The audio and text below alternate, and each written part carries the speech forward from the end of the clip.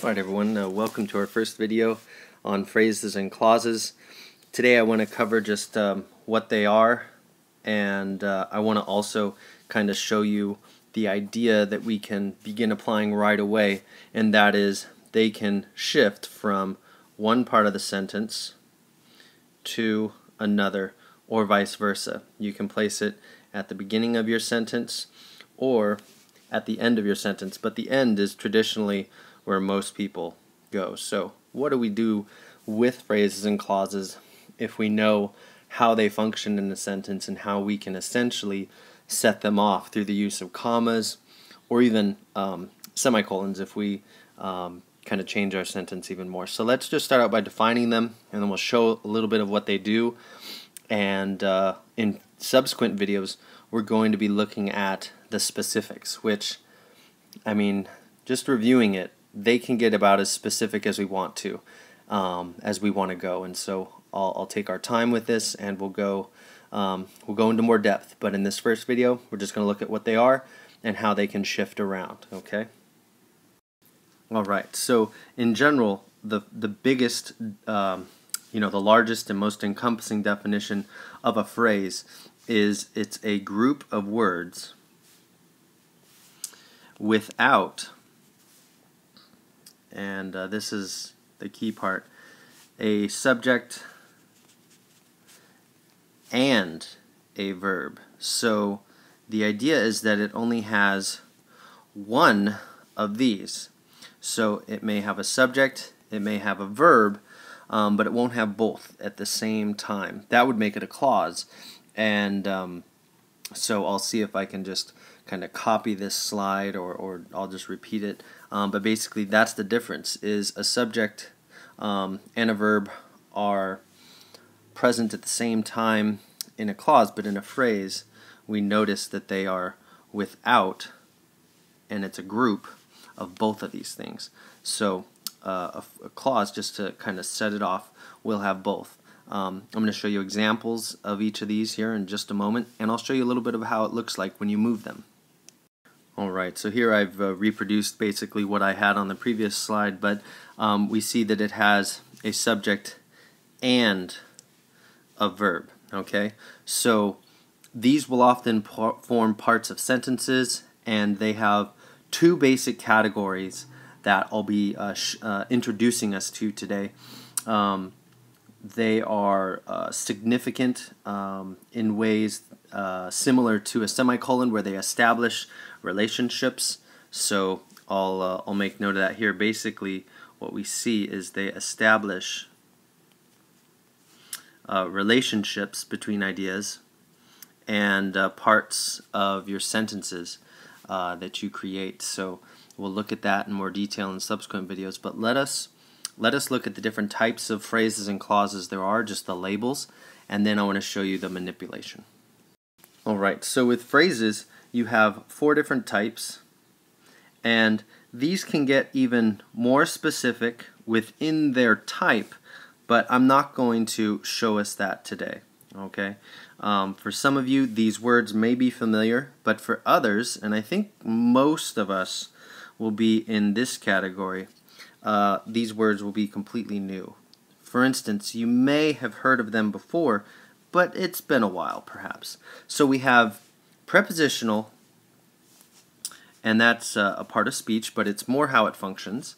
We have infinitive, which kind of relates to how long it goes on for or when it happens. Participial and gerundive are very similar, but they differ in how they're used in the sentence, and they typically have the ing ending. So we'll be looking at those more specifically, but I just wanted to introduce you to the types. These 4 types are phrases: prepositional, infinitive, participial, and gerundive. Alright, so let's look at clauses. Now clauses, they may have different names. I'll use the following, but they can be called something else. So I'll even switch between them. The first, I'm going to call it independent clause. Okay, this is also called main clause, but independent is good. Next we have dependent. I particularly like this distinction because it stays consistent. Dependent, and then this is also known as subordinate.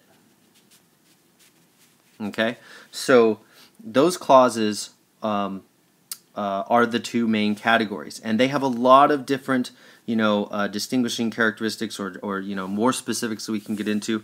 Essentially, if you want to think of it as well, this is a complete sentence. Forgive the abbreviations. This is an incomplete sentence. Okay? Basically, if you were to think of it in sentence-wise, they both have subjects and verbs, and they are both components of sentences. But independent clauses can be considered, or can be complete sentences, whereas dependent or subordinate clauses cannot. And so let's look at how we can move some of these things around. I'll just give you some examples. All right, so here's a sentence I just made up. Doesn't really matter the content, but let's look and see what parts I have here. I ran quickly up the hill before turning around. Now, what we can see here is we can see that this is a phrase, okay? And if you don't understand why yet, it's fine. Just remember it doesn't have a subject and a verb together.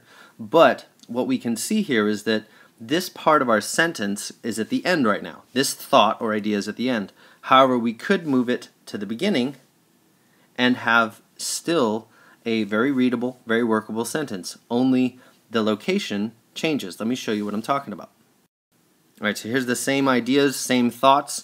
I've just moved them around. And so we have, before turning around, I ran quickly up the hill. The reason why I show this is because sometimes some people have a difficulty with their sentence beginnings. And this strategy of just manipulating your phrase and clause locations can be really, really significant and helpful to you. So this was just an example of a phrase. Let me show you a clause and then we'll end. Alright, so here's a sentence describing perhaps a scene at a backyard barbecue. We have Patty sat down while Sarah grilled the eggplant. Now, what I've created is a sentence that has an independent clause and then a dependent clause following it. So, blue is dependent and red is independent. Now watch what this, when we switch it around, you'll see that the sentence works, and all we do is change the order. Alright, and here we go. I've rewritten it and I highlighted it, the same colors I had it before, and basically the only difference is that we now have a comma to set it off. This basically indicates to your reader that what they just read is dependent on what comes after it. And so I hope that what this shows you is that there is a lot that can be done just merely by recognizing that your sentences have parts that can be broken down into phrases and clauses, and then within those parts we can distinguish between how they're used, or what part of speech they're being used as, whether it's a noun, an adjective, or an adverb. Those are very common uses for them. So I hope this helps you. Maybe you learned something new, or something you haven't heard about in a while, because I would like to see more of this incorporated into our writing to avoid the traditional subject, verb, object formulation. This really helps us break out of it and to try new things. And so we're going to build on this. This is just Series 1. Thank you for watching. We'll see you in class.